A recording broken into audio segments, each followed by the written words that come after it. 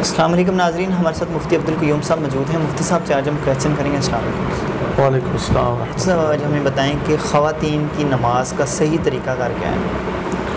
احمدہ و اصلی علی رسولہ الکریم، اما بعد۔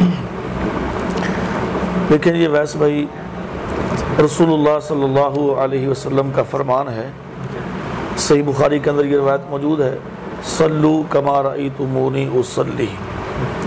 آپ نے فرمایا کہ جس طرح مجھے نماز پڑھتے ہوئے دیکھا اسی طرح تم اپنی نماز ادا کرو۔ اور نبی صلی اللہ علیہ وسلم نے کوئی ایسا حکم صادر نہیں فرمایا کہ جس میں آپ نے یہ تخصیص کی ہو، امتیاز کیا ہو کہ عورت کی نماز اس طریقے سے ہے اور مرد کی نماز اس طریقے سے ہے۔ بلکہ صرف نماز کی بات نہیں، اسلام کے جتنے بھی معاملات ہیں، عبادت کے جتنے بھی طریقے ہیں، اللہ تبارک و تعالیٰ نے، اسلام نے ان میں کوئی تخصیص نہیں کی۔ مثلا آپ حج کو دیکھ لیں، حج ایک تھوڑا سا مشکل عمل ہے۔ تو آج کل تو سواریاں ہیں، اس وقت لوگ پیدل کرتے تھے، مینا میں جانا، مزدلفہ میں جانا، عرفات میں جانا، پھر صفا مروہ کی سعی کرنا اور بیت اللہ کا طواف کرنا، 7 چکر، یہ ٹھیک ٹھاک سفر بن جاتا ہے۔ تو اللہ تبارک و تعالیٰ نے یہ نہیں فرمایا کہ عورت 3 چکر لگا لے، مرد 7 پورے کر لے، یا عورت جو ہے نا وہ مزدلفہ میں نہ جائے، عرفات میں نہ جائے، رمی جمار میں نہ جائے، رش ہوتا ہے۔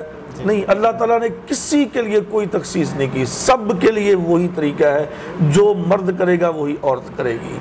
اسی طرح آپ روزے کو دیکھ لیں، روزے کے اندر بھی اللہ تعالیٰ نے مرد اور عورت کے لیے کوئی تخصیص نہیں کی، یعنی کہ مرد اتنا روزہ رکھے گا عورت اتنا کرے گی، نہیں، بالکل نہیں۔ وہی افطاری، وہی سحری، اور اسی طریقے سے زکوٰۃ ہے، وہی زکوٰۃ مرد دے گا وہی عورت دے گی، حج ہے وہی۔ اسی طریقے سے اسلام کے جو بنیادی ارکان اس میں سے کلمہ ہے، کلمہ بھی مرد کا عورت کا ایک ہی ہے۔ جب یہ باقی اسلام کے 4 بنیادی رکن ایک ہی طرح کے ہیں، سب ان کے برابر عمل کرے گا، اس میں کوئی فرق نہیں ہے، تو نماز میں پھر فرق کدھر سے آ گیا؟ نماز کے اندر بھی کوئی فرق نہیں ہے۔ جو نبی صلی اللہ علیہ وسلم نے طریقہ مرد کے لیے بیان کیا وہی عورت کے لیے بیان کیا ہے۔ اب سوال یہ پیدا ہوتا ہے کہ ہمارے معاشرے کے اندر خواتین اپنے ہاتھ یہاں سینے پہ باندھتی ہیں اور مرد اپنے ہاتھ ناف کے نیچے باندھتے ہیں۔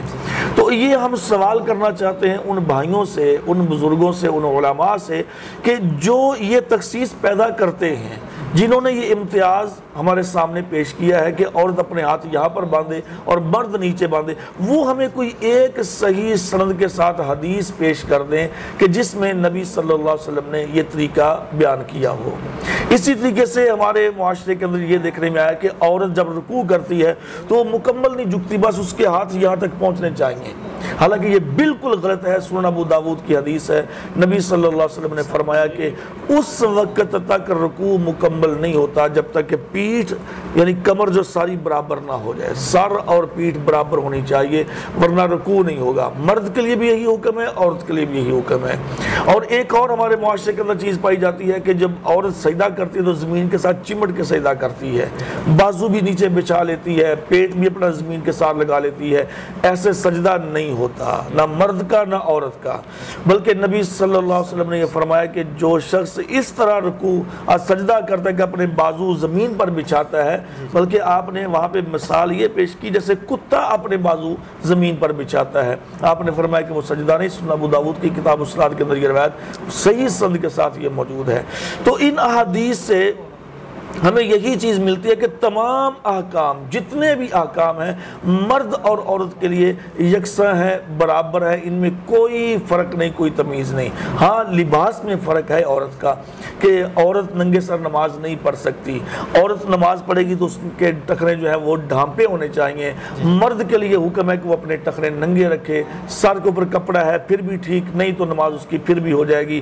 یعنی مرد کے لیے یہ جو فرق ہے یہ لباس میں ہے، یہ اس کی عبادت میں، اس کی نماز میں نہیں ہے۔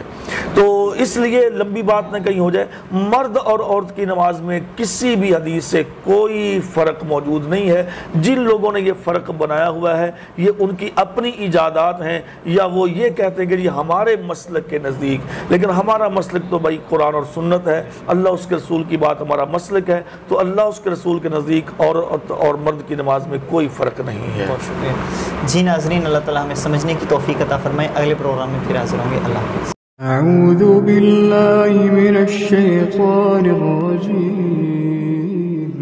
بسم